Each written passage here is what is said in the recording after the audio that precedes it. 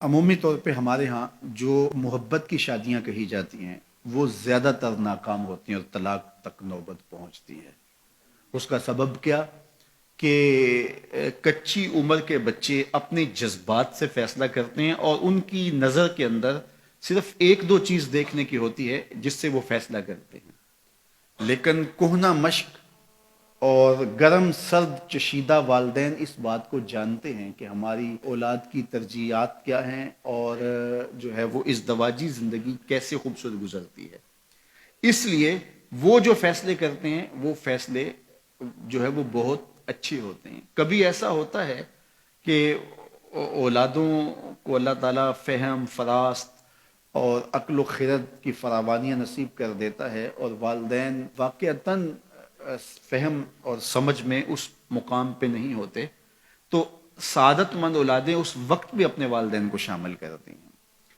اور ان کے فیصلے اچھے بھی ہوتے ہیں۔ لیکن عمومی طور پہ ہوتا ہے کہ چاہے وہ اسکول، کالج اور یونیورسٹی میں نہ بھی گئے ہوں والدین، لیکن ان کے تجربات عملاً جو ہیں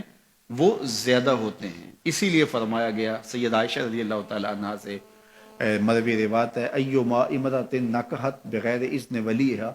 فنکاحها باطل فنکاحها باطل فنکاحها باطل، 3 مرتبہ فرمایا جو خاتون اپنے ولی کی اجازت کے بغیر نکاح کرتی ہے اس کا نکاح باطل ہے، اس کا نکاح باطل ہے، اس کا نکاح باطل ہے۔ تو عمومی طور پہ وہ نکاح جو ہیں وہ ناکام ہو جاتے ہیں، اس لیے کہ وقتی جذبات سے وہ رشتے جڑتے ہیں اور وہ ایک خاص عمر تک وہ جذبات ہوتے ہیں، لیکن اس کے بعد وہ رشتے ٹوٹ جاتے ہیں۔ ماں باپ کو پوری ترجیحات اور پوری زندگی کے سارے نشیب و فراز کا علم ہوتا ہے اور وہ ساری چیزیں سوچ سمجھ کے کوئی چیز جو ہے وہ طے کرتے ہیں۔ اس میں بعض کا ایسا بھی ہوتا ہے کہ والدین بچوں کی ترجیحات دیکھے بغیر اپنی خواہش کو مقدم کر لیتے ہیں، تو یہ چیز بھی تناؤ کا سبب اور طلاق کی نوبت تک پہنچا دیتی ہے۔ یعنی بعض کا ماں باپ کو ضد ہوتی ہے کہ میں اپنے رشتہ داروں میں ہی اپنے بچے کا نکاح کرنا ہے اور وہ بیٹی جو ہے اس کا مزاج نہیں جڑ رہا ہوتا، تو یہ خواہش اچھی ہے، لیکن اگر ان کی زندگی تلخ ہوگی تو اپنی خواہش کو اولاد کے لیے قربان کرنا ہوگا۔ بہرحال جو بھی ذرائع ہیں طلاق کے، جو بھی اسباب ہیں، محرکات ہیں،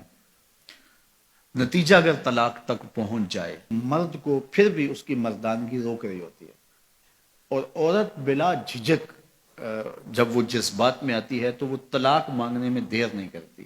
اور بہت ساری طلاق جو جذباتی ماحول میں ہوتی ہیں اس میں قصور خاتون کا ہوتا ہے کہ وہ طلاق مانگتی ہے۔ تو عورت کو کبھی بھی طلاق نہیں مانگنی چاہیے، ہاں اگر واقعتاً اس کا استحقاق بنتا ہے، وہاں زندگی گزارنا مشکل ہو گیا ہے، تو وہ عدالت میں رجوع کر کے خلا لے سکتی ہے۔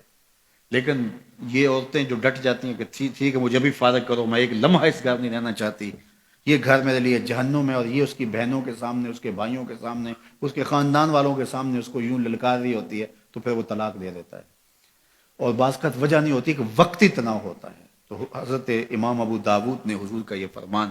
لکھا ہے کہ آقا کریم نے فرمایا کہ جو خاتون بغیر عذر کے اپنے شوہر سے طلاق مانگتی ہے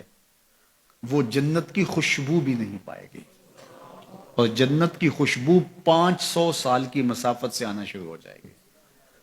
تو جو بغیر عذر کے اپنے شوہر سے طلاق مانگتی ہے، تو یہ بات ذہن میں رکھیے گا کہ عورت نہیں چاہتی کہ یہ اس کے وقتی جذبات ہوتے ہیں، وہ یہی چاہتی ہے کہ میں سرخ جوڑے میں اس گھر میں آئی ہوں تو سفید کفن میں واپس لوٹوں اس گھر میں۔ اور عورت کی آرزو ہوتی ہے کہ میرا شوہر جو ہے وہ مجھ کو جو ہے وہ خود اپنے ہاتھوں سے جو ہے وہ لاحد میں اتارے۔ میرے حضور صلی اللہ علیہ وسلم نے عورت کے اس جذبات کا لحاظ کرتے ہوئے ایک دن سیدہ عائشہ سے کہا کہ عائشہ اگر تو انتقال کر جائے میں تجھے خود کفن دوں، خود لاحد میں اتاروں۔ تو حضرت عائشہ رضی اللہ تعالیٰ عنہ کی چشمان اقدس سے آنسو آ گئے کہ یہ اگر ہو تو میرے لیے اس سے بڑا کیا احساس ہے کہ میرا شوہر میرا خود جنازہ پڑھے اور خود مجھے کفن دے اور خود مجھے لاحد میں اتارے۔ تو گھر ٹوٹنے سے بچیں، اور میاں بیوی کا جس طرح یہ دنیا میں رشتہ ہے